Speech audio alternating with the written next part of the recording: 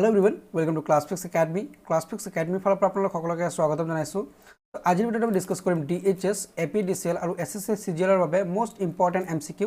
General Studies ৰ হ'ব MCQ, so গুৰুত্বপূৰ্ণ প্ৰশ্ন আৰু উত্তৰৰ সেশন হ'ব আমাৰ। সো আজিৰ ভিডিঅ'টো আমাৰ 7 নম্বৰ ভিডিঅ' আমাৰ সিৰিজৰ। আগৰ ভিডিঅ' পাবলৈ আমাৰ চেনেলৰ playlist top level MCQ visit কৰিব, ডেসক্ৰিপচনত তাৰ লিংক দিয়া থাকিব, ঠিক আছে।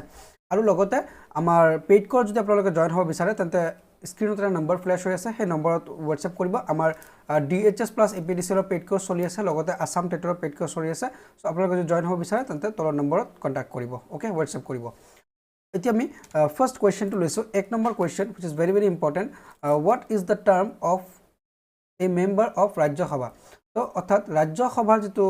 মেম্বাৰ হয়, যিজন মেম্বাৰ হয় আৰু মেম্বাৰৰ কাৰ্যকাল কেই বছৰ, ঠিক আছে। তো একদম সিম্পল কোৱেশ্চন হয়, যদিও মই সবিশেষ ডিটেইলছ বুজাই যাম। সো ইয়াৰ কাৰেক্ট আনসাৰটো হৈছে 6 ইয়াৰ্স, 6 বছৰৰ বাবে হয় কাৰ্যকাল। তো ভাৰতৰ পাৰ্লিয়ামেন্টক আমি দুটা ভাগত ভাগ কৰিব পাৰি, ঠিক আছে। এটা হৈছে লোকসভা, এটা হৈছে ৰাজ্য সভা, ঠিক আছে। মই সবিশেষ বুজাই যাম, আপোনালোকে হেকলৈকে চাই থাকিব। সো স্টেট বিলাকৰ পৰা অৰ্থাৎ বিভিন্ন স্টেটৰ পৰা ৰিপ্ৰেজেন্টেটিভ লোকসভা আৰু ৰাজ্য সভাত যায়। যেনেকৈ এয়া যদি আমাৰ অসম হৈছে, অসমৰ পৰা লোকসভালৈকে প্ৰতিনিধি যাব আৰু ৰাজ্যসভালৈকে প্ৰতিনিধি যাব, ঠিক আছে। অসমৰ মুঠ বিধানসভা আছে, MLA আছে। অসমৰ MLA সিট কেইটা? MLA সিট হৈছে 126। তো এই 126ৰ পৰা MLA যাব কিমানজন? 7 জন MLA ৰাজ্যসভালৈকে যাব। আৰু অসমৰ পৰা 14 জন MP ইলেক্ট হ'ব, তেওঁলোকে লোকসভাত যাব, ঠিক আছে। তো এইদৰে প্ৰতিটা ষ্টেটৰ পৰা লোকসভা আৰু ৰাজ্যসভাত প্ৰতিনিধি যায় আৰু তেওঁলোকৰ কাৰ্যকাল হয় 6 বছৰ। আৰু এই 6 বছৰ কাৰ্যকালত একচুয়ালি কি হয় যে প্ৰতি 3 বছৰ মূৰে মূৰে প্ৰতি 2 বছৰ মূৰে মূৰে 1/3 সদস্য কি হয়? অৱসৰ হয়, ঠিক আছে। অৰ্থাৎ 3/1 প্ৰতি 2 বছৰ মূৰে মূৰে ৰিটায়াৰ হয়। তো প্ৰতি 2 বছৰ মূৰে মূৰে ৰিটায়াৰ হোৱাৰ লগে লগে নতুন আহি যায় আৰু তো এই তেওঁলোকক আকৌ 6 বছৰ থাকে। তো গতিকে ৰাজ্যসভাৰ সিট কেতিয়াও বা আসন কেতিয়াও খালী নহয়, মানে পদত মানুহ থাকিয়ে যায় বা ৰিপ্ৰেজেন্টেটিভ থাকিয়ে যায়। তো গতিকে ৰাজ্যসভাক কি বুলি কোৱা হয়? স্থায়ী সদন বুলিও কোৱা হয়, ঠিক আছে। তো ৰাজ্যসভাত স্থায়ী সদন বুলি কোৱা হয় আৰু লোকসভাক অস্থায়ী সদন বুলিও কোৱা হয়, ঠিক আছে। বুজি পালে আপোনালোকে ধুনীয়াকৈ? অলৰাইট, এতিয়া আমি 2 নম্বৰ কুৱেশ্যনৰ ফালে আগবাঢ়িছোঁ। তো 2 নম্বৰ কুৱেশ্যনটো এনেকুৱা আছে, what would be the maximum time limit of 0 hour? অৰ্থাৎ শূন্যকালৰ যেটো ম্যাক্সিমাম টাইম লিমিট হেতু কি হয় বা কিমান হয় হেতু আপোনালোকে কমেন্টত জনাব লাগে। মই এটো কোৱেশ্চন এৰি দিছো কমেন্টৰ বাবে, আপোনালোকে কমেন্ট কৰিব। আৰু শূন্যকাল একচুয়ালি পাৰ্লিয়ামেন্টত কেতিয়া আৰম্ভ হয়? 12টাৰ পিছৰ পৰা, ঠিক আছে। 12 নুন, আফটাৰ 12 নুন কোৱেশ্চন আৱাৰৰ পিছত কিন্তু শূন্যকাল আৰম্ভ হয়। তো গতিকে 2 নম্বৰ কোৱেশ্চনটোৰ এনসাৰ আপোনালোকে কমেন্টত জনাব, অলৰাইট। আৰু মই নেক্সট ভিডিঅ'ত এটো ইয়াৰ শুদ্ধ উত্তৰটো কি হয় হেও জনাই দিম, ঠিক আছে। সো 12 নুনৰ পিছত আমাৰ কি হয়? 0 আৱাৰ স্টাৰ্ট হয়, অলৰাইট। এতিয়া 3 নম্বৰ কোৱেশ্চনৰ ফালে আমি আগবাঢ়িছো। The speaker's vote in Lok Sabha is called, অৰ্থাৎ স্পিকাৰৰ যেটো ভোট দিয়া হয় বা যেটো ভোটৰ দ্বাৰা স্পিকাৰ ইলেক্ট কৰা হয় লোকসভাক, তাক কি ভোট বুলি কোৱা হয়? তাক কাষ্টিং ভোট বুলি কোৱা হয়, ঠিক আছে। তাক কাষ্টিং ভোট বুলি কোৱা হয়, এটো মনত ৰাখিব, ওকে। নেক্সট আমাৰ 4 number question, how many types of writs কি হয় মই বুজাই দিম সবিশেষ। can be issued by Supreme Court, তো রিটস কোনে ইস্যু কৰে? সুপ্ৰিম কোৰ্টে ইস্যু কৰে, হেতু মনত ৰাখিব। আৰু ৰিটস কি হৈছে হেতু বুজিবলৈ আমাৰ প্ৰথমে জানিব লাগিব আমাৰ ফান্ডামেন্টাল ৰাইটস কি। আমাৰ ফান্ডামেন্টাল ৰাইটস হৈছে 6টা, হয় না নাই? 6টা ফান্ডামেন্টাল ৰাইটস আছে। সো আগতে আছিল 7টা, এতিয়া 6টা হৈছে, ঠিক আছে। সম্পত্তিৰ অধিকাৰটো এবলিশ কৰা হৈছে। তো এই 6টা ফান্ডামেন্টাল ৰাইটসৰ যদি কিবা এবলিশ হয় বা কিবা যদি আপোনালোকৰ কি হয় এটো মানে ভায়োলেশন হয়,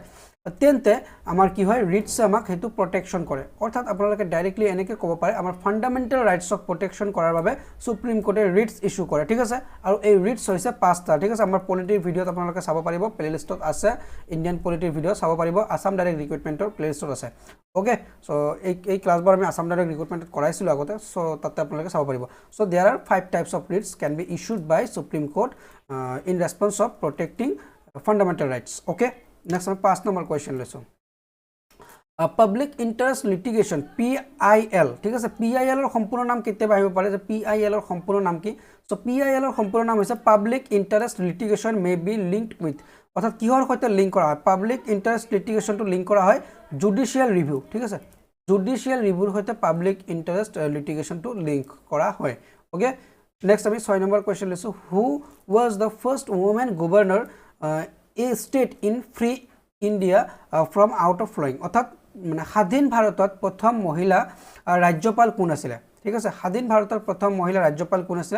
স্বাধীন ভাৰতৰ প্ৰথম মহিলা ৰাজ্যপাল আছিল option A is the correct answer Sarojini Naidu is the correct answer okay Sarojini Naidu হ'ব ইয়াৰ সম্পূৰ্ণ শুদ্ধ উত্তৰ ঠিক আছে ওকে নেক্সট আমি লৈছো 7 নম্বৰ question chief minister is appointed by so এই প্ৰশ্নটো মানে এই সিমিলাৰ এটা প্ৰশ্ন আহিছিল আমাৰ এসআইত আসাম পুলিচ এসআইত আহিছিল তো সেই প্ৰশ্নটো মানে আনুষংগিক এই প্ৰশ্নটো খুব ইম্পৰ্টেন্ট হয় সো গতিকে মই ইয়াতে ৰাখিছো তো chief minister is appointed by chief মিনিষ্টাৰক কোনে এপইন্ট কৰে একচুয়ালি চিফ মিনিষ্টাৰক এপইন্ট কৰে অৰ্থাৎ মুখ্যমন্ত্ৰীক এপইন্ট কৰে গভৰ্ণৰ বা ৰাজ্যপালে নিযুক্তি দিয়ে ঠিক আছে ৰাজ্যপালে নিযুক্তি দিয়ে আৰু এটো ইলেকশন হয় ইলেকশনত যেটো পাৰ্টিয়ে সংখ্যাগৰিষ্ঠ আসন লাভ কৰে সেইটো পাৰ্টিৰ পৰাই এজনক কি কৰা হয়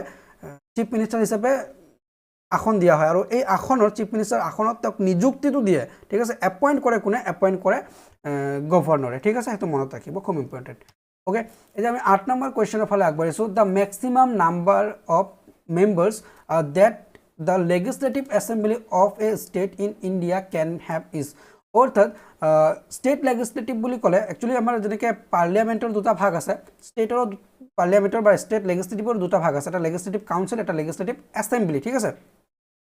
তো মই বুজাই দিছো সবিশেষ ষ্টেটৰ কিন্তু দুটা ভাগ আছে এটা আছে লেজিসলেটিভ কাউন্সিল এটা আছে লেজিসলেটিভ এসেম্বলি অসমত লেজিসলেটিভ এসেম্বলি আছে লেজিসলেটিভ কাউন্সিল নাই লেজিসলেটিভ কাউন্সিল অকল ভাৰতৰ সৰ্বভাৰতত 6টা ষ্টেটত আছে ঠিক আছে মানে গোটেই ভাৰত মিলি 6টা ষ্টেটত লেজিসলেটিভ কাউন্সিল আছে ঠিক আছে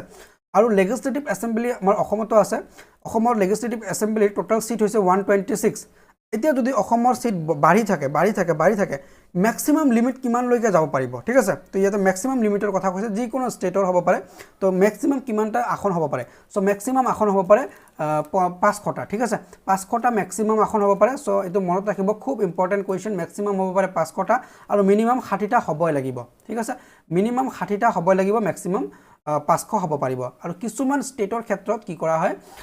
ৰিলেক্সেশন আছে বা স্পেশাল প্ৰভিজন আছে 60তকৈ কম কি থাকে লেজিসলেটিভ এসেম্বলিৰ মেম্বাৰ থাকে ঠিক আছে এটো স্পেশাল প্ৰভিজনত হয় ওকে নেক্সট আমি 9 নম্বৰ প্ৰশ্ন লৈছো the first finance commission was constructed in first finance commission মানে প্ৰথম বিত্ত আয়োগ ঠিক আছে প্ৰথম বিত্ত আয়োগ কেতিয়া কনস্ট্ৰাক্টেড কৰা হৈছিল বা কেতিয়া ফৰ্ম কৰা হৈছিল বা এস্টাবলিশ কৰা হৈছিল which is in the year of 1951 ঠিক আছে 1951 ত এটো এস্টাবলিশ কৰা হৈছিল ওকে এটা আমি 10 নম্বৰ কোৱেশ্চনৰ ফালে আগবাঢ়িছো 10 নম্বৰ কোৱেশ্চনটো এনেকুৱা আছে which is not এটা নট টু খুব ধুনিয়াকৈ মেনশন কৰিছে not a all India service তো অল ইণ্ডিয়া সাৰ্ভিস কি হয় হেতু আগত বুজি ল'ব লাগিব ঠিক আছে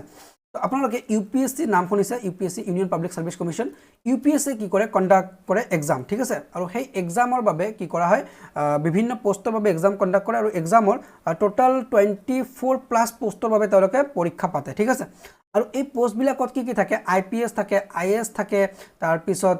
ইণ্ডিয়ান ফৰেষ্ট সাৰ্ভিস থাকে তেনেকৈ পৰীক্ষা পাতে আৰু এই পৰীক্ষাৰ ভিতৰত আউট অফ 24 তেওঁলোকৰ 3টা পোষ্টত কি হয় অল ইণ্ডিয়া সাৰ্ভিসেছৰ বাবে ইলেক্ট কৰা হয় মানে সিলেক্ট কৰা হয় ক্যান্ডিডেটক ঠিক আছে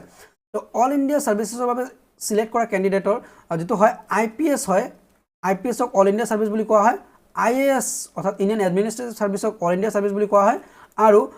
আইএফএস ইণ্ডিয়ান ফৰেষ্ট সাৰ্ভিস এই তিনটা হৈছে অল ইণ্ডিয়া সাৰ্ভিস তো গতিকে ইয়াতে IPS all India service IAS all India service আৰু আইএফএস হৈছে অল ইণ্ডিয়া সাৰ্ভিস তো গতিকে IAAS to all India services নহয় তো option C is the correct answer কারণ ইয়াতে নট বুলি কৈছে বুজি পাইছে আপোনালোকে ধুনিয়াকে তো ইউপিএসসি ৰ সম্পূৰ্ণ নামটো হৈছে union public service commission okay এটো হৈছে লোকসভা আয়োগ ঠিক আছে তেনেকৈ অসমতো আছে এপিএসসি হয় নাই এপিএসসি এক্সাম কন্ডাক্ট কৰে হয় নাই Assam public service commission okay আপোনালোকে সাগে এপিএসসি ৰ বাবে প্ৰিপাৰেচন লৈ আছে অলৰাইট সো কেতিয়াবা এপিএসসিৰ বাবে ডিটেইলছত মানে ভিডিও ডিসকাস কৰিম সো আপোনালোকে যদি বিচাৰিছে যে এপিএসসি মানে বিষয় অলপ সবিশেষ বুজাই দিব লাগে এক্সাম কেনেকৈ হয় কি পোষ্টৰ বাবে এক্সাম হয় সবিশেষ যদি জানিব বিচাৰিছে ভিডিওৰ কমেন্টত জনাব মই নেক্সট এটা ভিডিও বনাই দিম ঠিক আছে একচুয়ালি ভিডিও আছে আমাৰ তথাপি মই আপডেট এটা ভিডিও বনাই দিম ওকে এতিয়া আমি 11 নম্বৰ কোৱেশ্চনৰ ফালে আগবাঢ়িছো 11 নম্বৰ কোৱেশ্চন কৈছে the planning commission of India is so planning commission মানে কি আমাৰ ভাৰতৰ মানে কিদৰে আগবাঢ়িব ঠিক আছে স্বাধীনতাৰ পিছত এটো প্ল্যানিং কমিশনটো বনোৱা হৈছিল স্বাধীনতাৰ পিছত ভাৰতে কিদৰে আগবাঢ়িব বা কিদৰে ডেভেলপমেন্ট কৰিব তাৰ মানে ৰোড ম্যাপটো ৰেডি কৰিবলৈ এটা কমিশন মানে বনোৱা হৈছে যাক আমি প্ল্যানিং কমিশন নাম দিছো এতিয়া আৰু প্ল্যানিং কমিশন নামটো নাই তো নামটো চেঞ্জ হৈছে এতিয়া নামটো চেঞ্জ হৈ নীতি আয়োগ হৈছে ঠিক আছে নীতি আয়োগ হৈছে national institute of transforming India হৈছে কেতিয়া হৈছে মই সবিশেষ বুজাই যাম সো প্লেনিং কমিশ্যন একচুয়ালি কি হৈছে এ নন স্ট্যাচুটৰি বডি ঠিক আছে এটো মনত ৰাখিব আৰু প্লেনিং কমিশ্যন ফাৰ্স্ট এস্টাব্লিশ কেতিয়া হৈছিল in the year of 1950 establish হৈছিল প্লেনিং কমিশ্যন ঠিক আছে আৰু প্লেনিং কমিশ্যনে কি কৰে 5 ইয়াৰ প্ল্যান কৰে ঠিক আছে 5 ইয়াৰ অথবা পঞ্চবাৰ্ষিক পৰিকল্পনা বুলি কোৱা হয় আৰু এই 5 ইয়াৰ প্ল্যানটো প্ৰথমত ষ্টাৰ্ট হৈছিল ইন দ্য ইয়াৰ অফ 1951 অৰ্থাৎ তাক প্ৰথম পঞ্চবাৰ্ষিক পৰিকল্পনা বুলি কোৱা হয় আৰু প্ৰথম পঞ্চবাৰ্ষিক পৰিকল্পনাত কিন্তু কৃষিৰ ওপৰত বেছিকৈ গুৰুত্ব দিয়া হৈছিল এগ্ৰিকালচাৰৰ ওপৰত বেছিকৈ গুৰুত্ব দিয়া হৈছিল আৰু সেইভাবে প্ৰথম পঞ্চবাৰ্ষিক পৰিকল্পনাত কিন্তু ভাকৰা নাঙল ড্যাম যেটো আছে ভাকৰা নাঙল ড্যাম হেতু বনোৱা হৈছিল এটো পুৰা ইন্টাৰলিংক আছে এটাৰ সৈতে আনটো তোমাক গতিকে মই বুজাই দিবলৈ যত্ন কৰিছো ঠিক আছে আৰু ইন দ্য ইয়াৰ অফ 2015 কি হৈছে নীতি আয়োগ এস্টাব্লিশ কৰা হৈছিল national institute of transforming India যেটো একচুয়ালি কি হৈছে নামটো সলাই দিয়া হৈছে প্লেনিং কমিশ্যনৰ নামটো নীতি আয়োগ ৰখা হৈছে আৰু নীতি আয়োগৰ কাম আৰু প্লেনিং কমিশ্যনৰ কাম প্ৰায় সেম ঠিক আছে প্ৰায় সেমে একদম একে আৰু প্লেনিং কমিশ্যনৰ অধ্যক্ষ কোন হয় ঠিক আছে প্লেনিং কমিশ্যনৰ অধ্যক্ষ হয় দেশৰ প্ৰধানমন্ত্ৰী তেন্তে প্লেনিং কমিশ্যন এস্টাব্লিশ হৈছে 1950 তেন্তে 1950 ভাৰতৰ প্ৰধানমন্ত্ৰী কোন আছিল জৱাহৰলাল নেহৰু তেন্তে জৱাহৰলাল নেহৰু আছিল প্ৰথম পৰিকল্পনা আয়োগৰ অধ্যক্ষ তেন্তে বৰ্তমান পৰিকল্পনা আয়োগৰ অধ্যক্ষ কোন মই অলপ আগতে ক'লো যে প্ৰধানমন্ত্ৰী হয় তেন্তে বৰ্তমান প্ৰধানমন্ত্ৰী নৰেন্দ্ৰ মোদী সো নৰেন্দ্ৰ মোদী হ'ব আমাৰ শুদ্ধ উত্তৰ ঠিক আছে অলৰাইট নেক্সট আমি 12 নম্বৰ কোৱেশ্চন লৈছো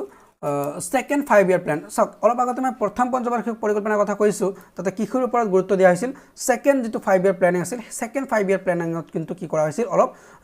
ইন্ডাষ্ট্ৰিয়েলাইজেশনৰ ওপৰত গুৰুত্ব দিয়া হৈছিল ঠিক আছে ইন্ডাষ্ট্ৰিয়েলাইজেশন এটো মনত ৰাখিব তো ইন্ডাষ্ট্ৰিয়েলাইজেশনৰ ওপৰত গুৰুত্ব দিয়া যেটো মডেল ৰেডি কৰিছিল ভাৰতে সেই মডেলটোৰ নাম আছিল মহালানবিছ মডেল ঠিক আছে মহালানবিছ মডেল আৰু ব্যক্তিজনৰ নাম আছিল একচুয়ালি পিসি মহালানবিছ তো সেই ব্যক্তিজনৰ নামত কি কৰা হৈছিল মহালানবিছ মডেল তো হেৰি কৰা হৈছিল মানে ফলো কৰা হৈছিল সেকেন্ড 5 ইয়াৰ প্ল্যানিংত ওকে নেক্সট 15 নম্বৰ কোৱেশ্চন লৈছো ইন ইন্ডিয়া দ্য ষ্টেট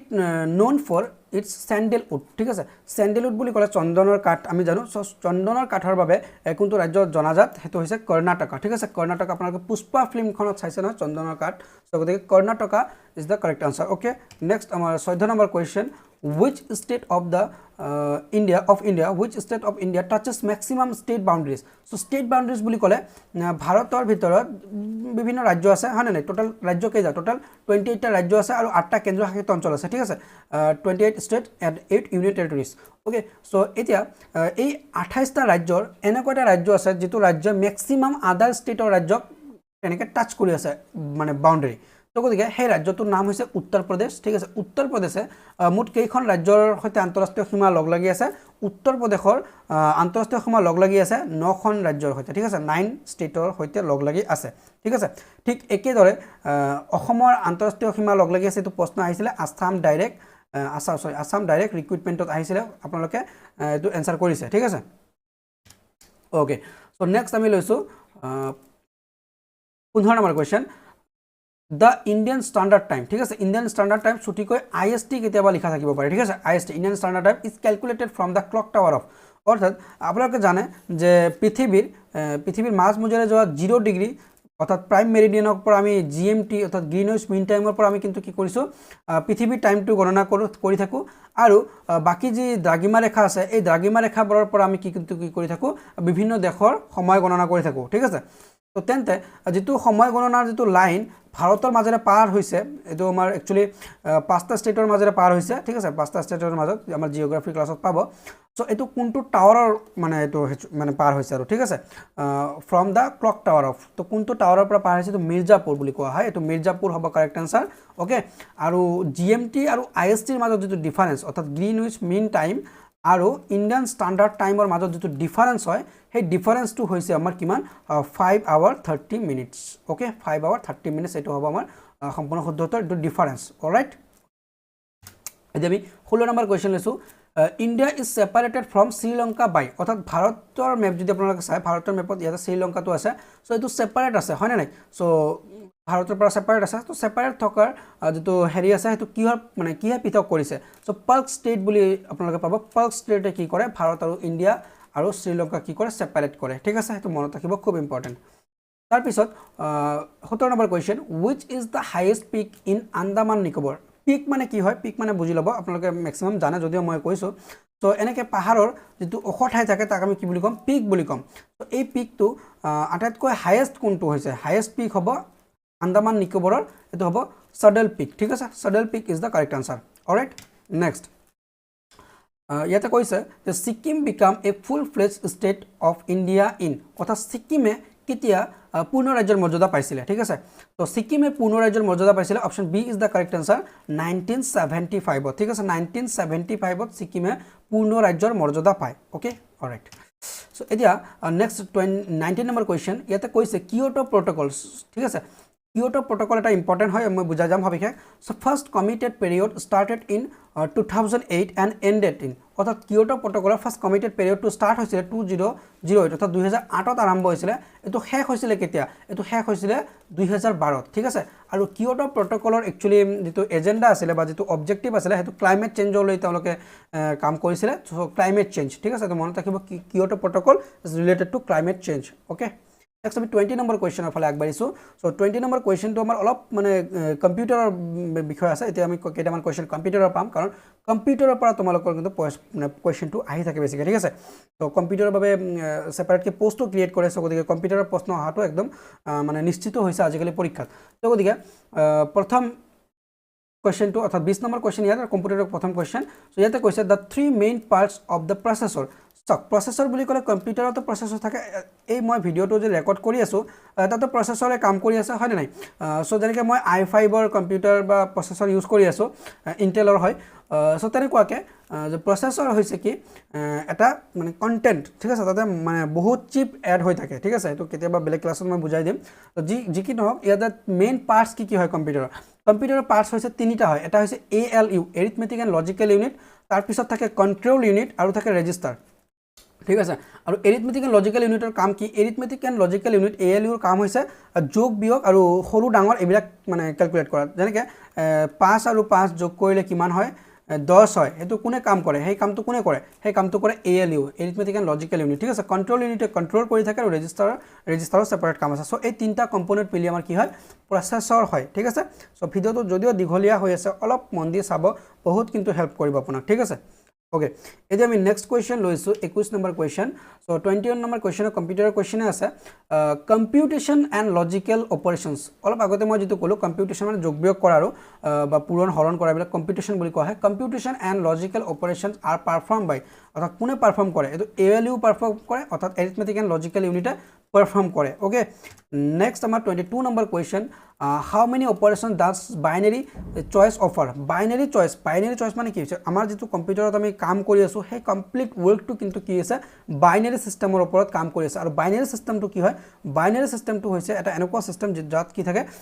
মানে 0 থাকে আৰু 1 থাকে ঠিক আছে আৰু 0 আৰু 1 ৰ কোডত কিন্তু সম কম্পিউটাৰটো ওয়াৰ্ক কৰি থাকে কমপ্লিট কম্পিউটাৰটো এটা মই ভিডিওটো বনাই আছো ৰেকৰ্ড কৰি আছো আপলোড কৰিম এই বাইনাৰী কোডৰতে কিন্তু আপলোড হ'ব 0 আৰু 1 ফৰমেটত ঠিক আছে হেতু মনত ৰাখিব কম্পিউটাৰৰ ল্যাঙ্গুৱেজ হৈছে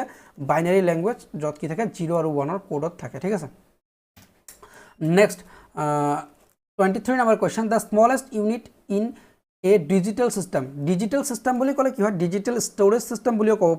ক'ব পাৰি আমি তো একেবাৰে আটাইতকৈ সৰু ইউনিটটো কি তো ডিজিটাল সিস্টেমত যেনেকৈ আমি সাপোজ যদি আমি ওয়েটৰ ক্ষেত্ৰত যাওঁ তেন্তে মিলিগ্ৰাম গ্ৰাম এনেকৈ পাম না নাই তো তেনেকুৱা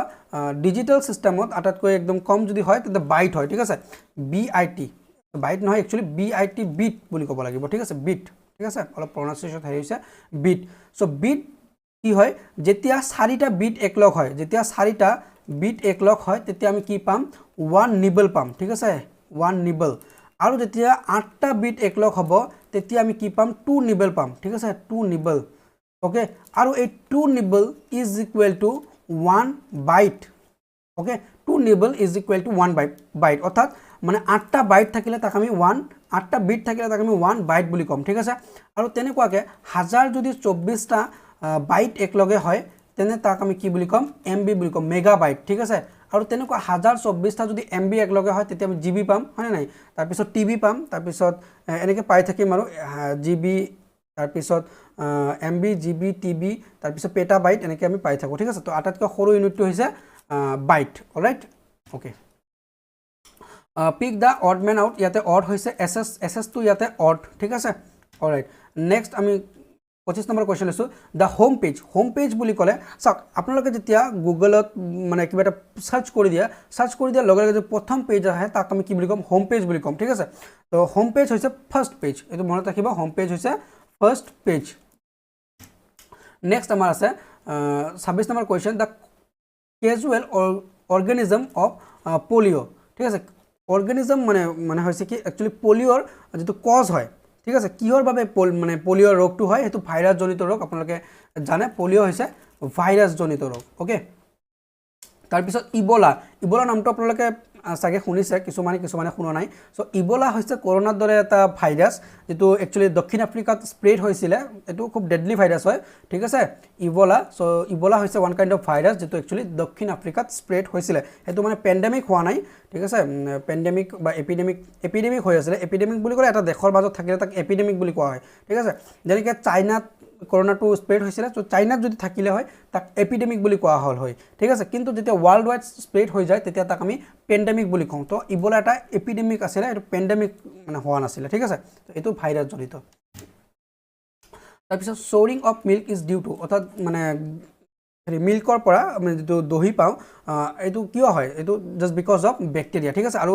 গাখীৰৰ যেটো পৰা যেটো মানে কাৰ্ড পাওঁ তাতে কিন্তু গুড ব্যাকটেৰিয়া থাকে which is very good for our health so মাজে মাজে খাব লাগে কাৰ্ড ঠিক আছে সো আপোনালোকে খাব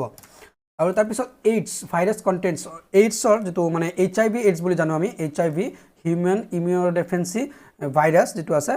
ঠিক আছে এটো HIV এইডছৰ যেটো ভাইৰাছ এটো actually single standard ribonucleic acid RNA single standard RNA ৰ সম্পূৰ্ণ নাম হৈছে ৰাইবোনিউক্লিক অ্যাসিড ঠিক আছে ৰাইবোনিউক্লিক অ্যাসিড কেতিয়াবা RNA ৰ সম্পূৰ্ণ নাম আহিব পাৰে RNA ৰ সম্পূৰ্ণ নাম হৈছে ৰাইবোনিউক্লিক অ্যাসিড এটা আমি 30 নম্বৰ কোৱেশ্চন লৈছো